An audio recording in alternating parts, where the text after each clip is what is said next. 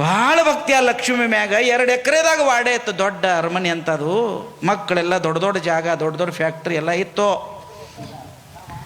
ಬ್ಯಾಸ್ಗಿ ಟೈಮದೊಳಗೆ ಎಲ್ಲ ರಾಶಿ ಆಗಿತ್ತು. ಒಂದು 500 ಚೀಲ ಜ್ವಾಳ, 200 ಚೀಲ ಕಡ್ಲಿ, 200 ಚೀಲ ಗೋಧಿ, ಕುಸುಬಿ ಎಲ್ಲ ರಾಶಿ ಪಡಸಾಲ್ಯಾಗ. ರಾತ್ರಿ 10 ಗಂಟೆ ಆಗಿತ್ತು. ಮುದುಕ 95 ವರ್ಷದವ ಕಂಬಳಿ ಹಾಸಿ ಇಲ್ಲಿ ಹೊರಗೆ ಪಡಸಾಲ್ಯಾಗ ಅವ್ರವ್ರೆಲ್ಲ ವಾಡ್ಯದಾಗ ಮಕ್ಕೊಂಡಿದ್ರು. 10 ಗಂಟೆ 10:30 ಗಂಟೆಗೆ ಒಳಗಿಂದ ಅಗಳಿ ವಾಡ್ಯದ ಬಾಗಲ ಅಗಳಿ ಇಕ್ಕಿತ್ತು. ಮೂಲ್ಯಾಂದ ಬೆಳಕು ಬಂದಾಗ ಏನು ಮಿಂಚಿತನಿದು, ಏನು ಮಳೆನೂ ಅಲ್ಲಿದೆ, ಈಗ ರಾಶಿ ಆಗ್ಯಾವ, ಏನು ಮಿಂಚಿದಂಗಂತ ತಿರುಗಿ ನೋಡಿದ. ದೊಡ್ಡ ಹಚ್ಚ ಹಸಿರು ಒಂದು ಸೀರೆ, ದೊಡ್ಡ ಕುಂಕುಮ, ಮೂಗಿನಾಗ ಮೂಗುತಿ, ಒಂದು ಕೈಯಾಗ ಬಂಗಾರ ಆರತಿ, ಕಾಲಾಗ ನಾದ, ಹಿಂಗೊಂದು ದೀಪ ಹಿಡ್ಕೊಂಡು ಒಂದು ಹೆಣ್ಮಗಳು ಬಂದು ಇಟ್ಟು ಸುಂದರ ಇದ್ದಳ. ಮುದುಕಿ ಎದ್ದು ನಿಂತ. ಅವ್ನು ವಿಚಾರ ಮಾಡಿದ, ನಮ್ಮ ಸ್ವಸ್ತ್ಯಾರ ಅಲ್ಲ, ನಮ್ಮ ಮನೆಗೆ ಯಾರೂ ಬೀಗರು ಬಂದಿಲ್ಲ, ಬಾಗಿಲು ಮುಚ್ಚಿದ ಬಾಗಿಲ್ದಾಗ ಇವ್ರು ಬರ್ತಾರ, ಚಂದ ಬೆಳಕೈತಿ ಕೈಯಾಗಿ, ಇವ್ರು ಯಾರತ್ತು ಓಡಿ ಹೋಗಿ ಕೇಳಿದೆ, ಯಾರ? ಯವ್ವ ನೀವು ಒಮ್ಮಿಂದೊಮ್ಮೆ ಕಾಣ್ತಿಲ್ಲ, ಯವ್ವ ನೀ ಯಾರ?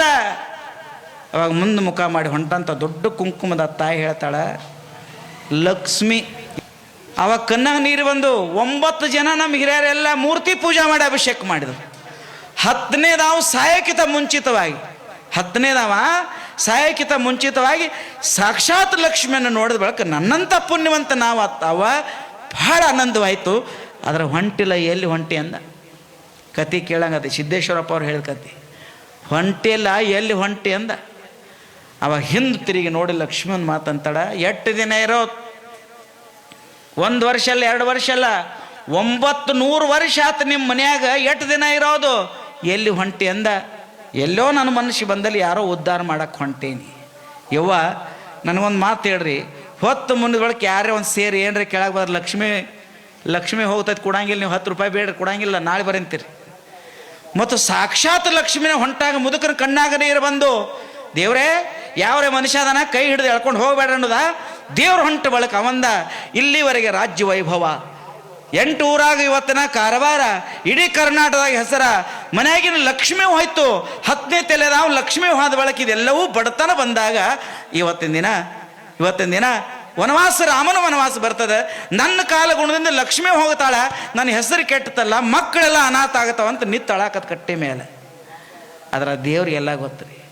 ದೇವ್ರ ಹಿಂದೆ ತಿರುಗಿ ನಿತ್ತೊಂದು ಮಾತು, ಮತ್ಯ ಹೊಂಟೇನಿ ಹೋಗಬಾರ್ದತ್ತಲ್ಲ, ಅದ್ರ ನೀವು ಭಾಳ ಸೇವಾ ಮಾಡೀರಿ, ನೀ ಏನು ಬೇಡ್ಕೋ, ಮುಂದಿನ 10 ತೆಲಿ ತಿಂದರೂ ತೀರ್ಲಾರ್ದಷ್ಟು ಕೊಡ್ತಾನೆ ಬೇಡ್ಕೊ. ಅವ ಮುದುಕಂದ, ನಾವೊಂದು ಏನೋ ಬೇಡ್ಕೊಂಡು, ಯವ್ವ ಕಾರ್ಬಾರ್ ನನ್ನ ಕಡೆ ಇಲ್ಲ, ನಾವೊಂದು 10,000 ಎಕರೆ ಜಮೀನು ಕೇಳಿ, ನಾಳೇನು ಫೋನ್ ಮಾಡಿ ಕರ್ಸೋದದ. ಜಮೀನಾಗ ಕೇಳಿದೆಯಪ್ಪ, ಒಂದು 10 ಮನ ಬಂಗಾರ ಕೇಳಬೇಕಾಗಿತ್ತು. ಮಕ್ಕಳಂದ್ರು ಬಂಗಾರ ಕೇಳಿ, ಜಮೀನು ಕೇಳ್ರು, ಫ್ಯಾಕ್ಟ್ರಿ ಕೇಳ್ರು, ಅಧಿಕಾರ ಕೇಳ್ರು. ಮಕ್ಕಳ ಕೈಗೆ ಅಧಿಕಾರ ಐತೆವ, ಇವತ್ತೊಂದು ರಾತ್ರಿ ಇರು, ನಾಳೆ ಸಾಯಂಕಾಲ ಚಂತನ ಎಲ್ಲರೂ ಕೇಳ್ಕೊತೀನಿ, ಎಲ್ಲರಿಗೆ ಆಶೀರ್ವಾದ ಮಾಡಿ ಹೋಗಂತ ಮಾತು ಕೇಳಿ ಲಕ್ಷ್ಮಿ ಒಳಗೆ ಹೋತು. ಲಕ್ಷ್ಮಿ ಒಳಗೆ ಹೋದಾಗ ಮುದುಕೇನು ಹಾಸಿ ಮ್ಯಾಗ ಕೂತು ಬೆಳತನ ಅಳ್ತಿದ್ದವ.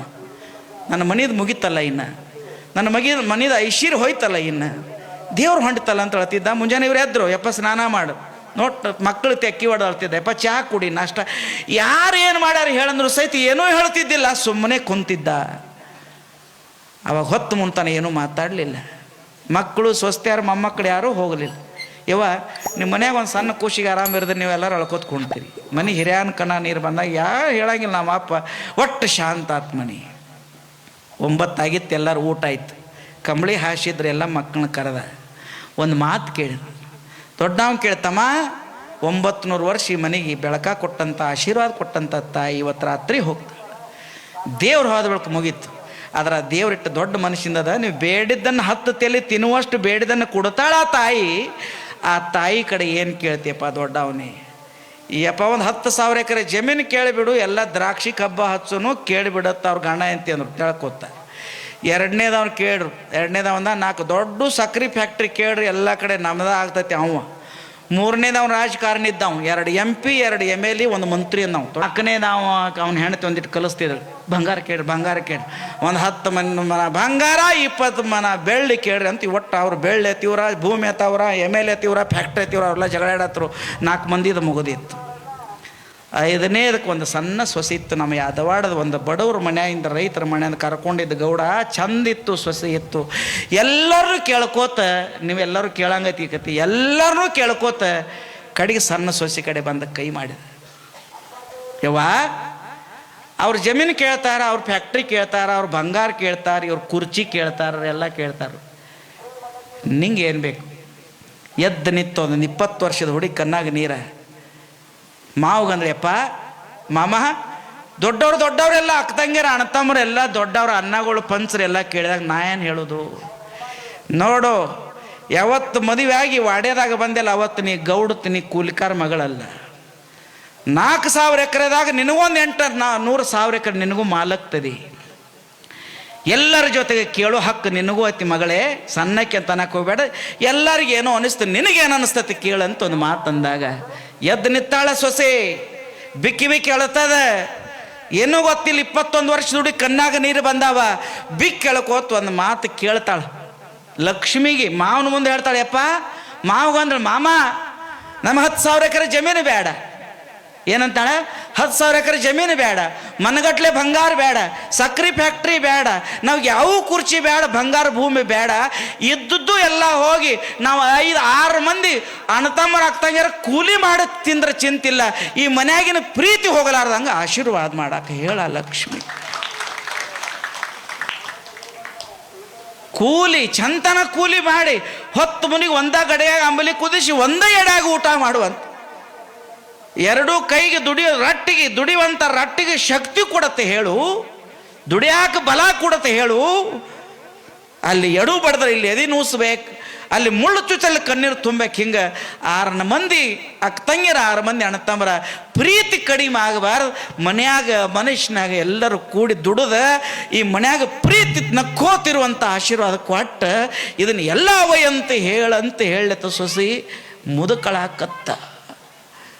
ಮುದುಕಳಾಕತ್ತ ಮುದುಕೊಂದು ಮಾತಂದ, 95 ವರ್ಷ ಆತಿ, ಬುದ್ಧಿ ನನಗೂ ಬರಲಿಲ್ಲಲ್ಲ.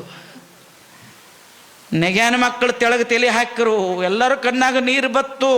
ಕೊನೆಗೆ ಮುದುಕ್ ಕೇಳ್ತಾನೆ, ಇಕ್ಕಿದ ಅನ್ನೋಕ್ಕೆ ಹಿಂಗೈತಿ. ಬಂಗಾರ ಕೇಳೋನು ಏನು ಕೇಳೋನು? ಎಲ್ಲರೂ ಎದ್ದು ನಿತ್ತು ಕೈ ಜೋಡಿಸರು. ವಯಸ್ಸಲ್ಲೇ ಸಣ್ಣಕ್ಕೆ ಆದರೂ ಸಹಿತ ಮನಸ್ಸಲ್ಲೇ ದೊಡ್ಡಕ್ಕೆ ಅದ ಅಂದ ಬೆಳಕ ಸಣ್ಣಕ್ಕಿದ ಏನೈತಿ ಅದ ಯೋಗ್ಯ ಐತಿ. ಮಾವತ್ತ ನಿನ್ನಷ್ಟು ಬುದ್ಧಿ ನನಗೆ ಬರಲಿಲ್ಲ ಅಲ್ವೇ? ಬರಲಿಲ್ಲ. ಈ ಮನೆಯಾಗ ಪ್ರೀತಿ, ಮೈ ಮುರಿದು ದುಡಿಯುವಂಥ ಶಕ್ತಿ 2 ಕೊಟ್ಟು ಎಲ್ಲ ಹೋದ್ರೆ ಚಿಂತಿಲ್ಲತ್ತು. ಮುದುಕಳ್ತಿದ್ದು ಎಲ್ಲರೂ ಅಳ್ತಿದ್ರು. ಅಟ್ಟೊತ್ತಿಗೆ ಹಿಂದೆ ಬಂದು ನಿತ್ತಿಳು ಲಕ್ಷ್ಮಿ, ಕೈಯಾಗ ಹಿಡ್ಕೊಂಡು ನಿತ್ತಾಳ ಆರತಿ. ಲಕ್ಷ್ಮಿ ನಿಂತಿದ್ಳು. ಹಿಂದೆ ತಿರುಗಿ ನೋಡಿದ, ಲಕ್ಷ್ಮಿ ಕಣ್ಣಾಗೂ ಸಹಿತ ನೀರು ಬಂದಾವ. ಅವಾಗ ಮುದುಕೊಂದು ಮಾತು ಕೇಳಿದೆ, ಯವ್ವ ನಾವು ಸಂಸಾರಿ ಮಂದಿ, ಬಡತನ ಬಂದ್ರೆ ಅಳ್ತೀವಿ, ಸಾವುಕಾರಿಗೆ ಬಂದ್ರೆ ಸ್ವಕ್ಕಿಗೆ ಬರ್ತೀವಿ. ನಾವು ಸಂಸಾರಿ ಮಂದಿ, ನಾವು ಅಳ್ತೀವಿ. ದೇವರಾಗಿ ನಿನ್ನ ಕಣ್ಣಾಗ ನೀರು ಯಾಕೆ ಬೇಕಂತ ಕೇಳಿದವ ಮುದುಕ. ಅವಾಗ ಹೇಳ್ತಾಳ, ಎಲ್ಲಿ ಪ್ರೀತಿ ಐತಿ ಅಲ್ಲಿ ಲಕ್ಷ್ಮಿ ಅದಾಳ. ಈ ಮನ್ಯಾಗ ಪ್ರೀತಿನ ತುಂಬೈತಿ ಅಂದ್ರೆ ಇನ್ನೆಂದೂ ಹೊರಗೆ ಹೋಗಂಗಿಲ್ಲ ಅಂತ ತಿರುಗಿ ಜಗಲಿ ಮ್ಯಾಗ ಹೋಗಿ ಕೂತ್ರತ್ತ ಜೀವನದೊಳಗೆ. ಮೇ ಹಿಂಡುವಂಗೆ ಬೆವರಲ್ಲೇ ಭೂಮಿಯಾಗ ಚೆನ್ನಾಗಿ ದುಡಿಯೋದು, ಇದ್ದದ್ದನ್ನು ಚೆನ್ನಾಗಿ ಹಂಚ್ಕೊಂಡು ಉಣೋದು, ಸಂಪತ್ತು ಬರಲಿ ಹೋಗಲಿ ಇದ್ದುದೊಳಗೆ ಖುಷಿಯಾಗಿರೋದು. ಪ್ರೀತಿನ ಕಳ್ಕೊಳ್ಳಾರ್ದ ಎಲ್ಲರ ಮನೆಯಾಗಿದ್ರೆ ಮನೆ ಮಹಾಮನೆ ಆಗ್ತದೆ, ಬಸವಣ್ಣ ಮನೆ ಆಗ್ತದೆ ಅಂತಕ್ಕಂಥದ್ದು ಬಹಳ ಮುಖ್ಯವಾದದ್ದು.